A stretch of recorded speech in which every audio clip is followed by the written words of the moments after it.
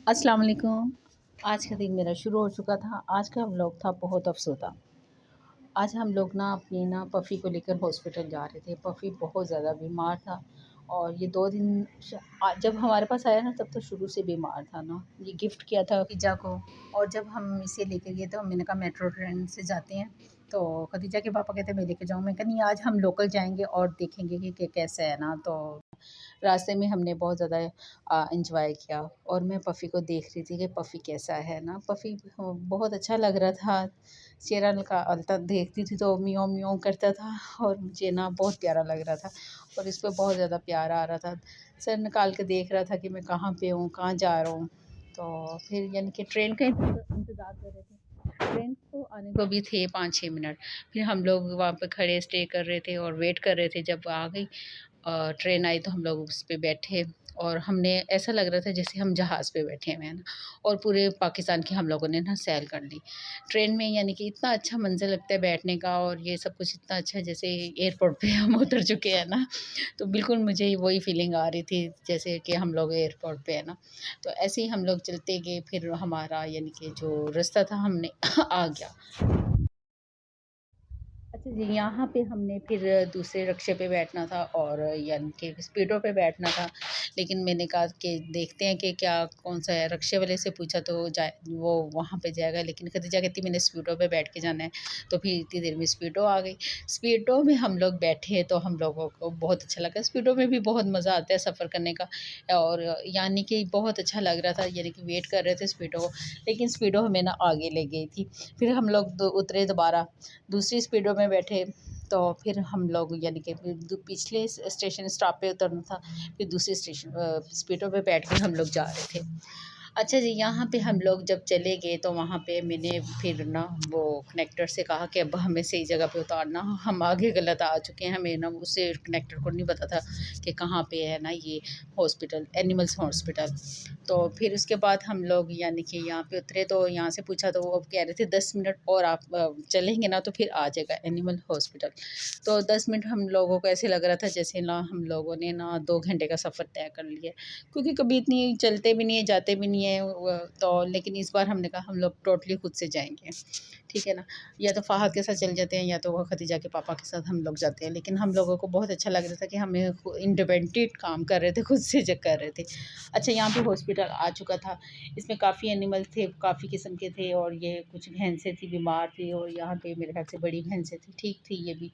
और उसके बाद हम लोगों ने जब देखा हॉस्पिटल में इतने जानवर आए हुए थे ना, किसी एक तरफ डॉग थे, एक तरफ कैट्स थी और इतने ज़्यादा जानवर बीमार थे। तो मैं कह रही थी देखो खदीजा, सिर्फ़ यानी हमारा पफ़ी नहीं बीमार, काफ़ी जानवर बीमार हैं और इतना रश था जैसे कि यानी कि इंसानों के हॉस्पिटल में रश होता है ना, मुझे तो इतना वो लग रहा था। वहाँ से हमने लोगों ने पर्ची बनाई और फिर डॉक्टर के पास गए।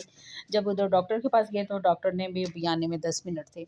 और यहाँ पे मैं देख रही थी कि एक ना औरत ये डॉग लेकर बैठी हुई थी और ये कह रही थी इसे खांसी लगी हुई है ना। यानी कि इतनी यानी कि सीरियस छोटे-छोटे मरीज़ जानवर एनिमल्स आए हुए थे ना।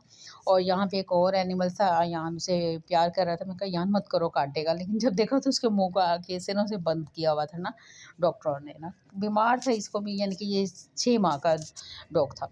अच्छा जी, फिर इतनी देर में हमारे डॉक्टर आ गई थी। डॉक्टर से मैंने जब देखा तो पफ़ी की हालत मुझे सीरियस लग रही थी ना।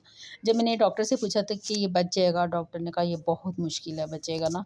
तो वहाँ पे तो खदीजा के आंसू ना रुके और मुझे भी रोना आ रहा था और अयान भी रो रहा था।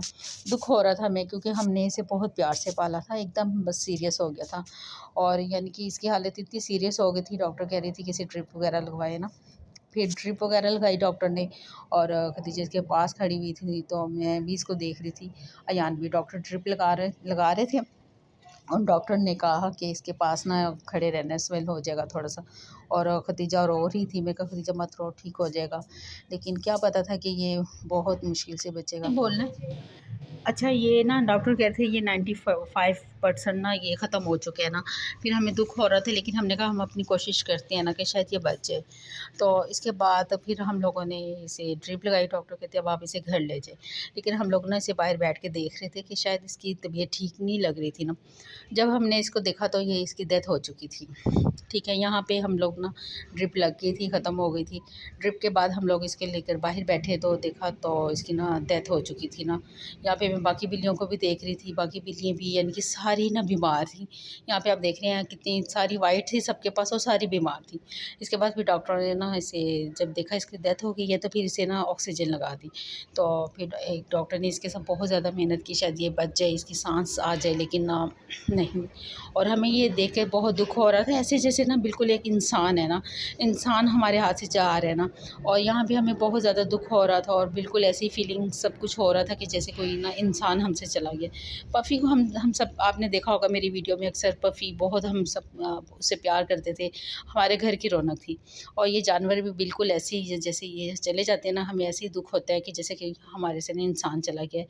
तो हम लोगों ने तो अपनी पूरी कोशिश की थी कि ये बच जाए, लेकिन नहीं। फिर इसके बाद इसके पापा आ गए हमें लेने के लिए।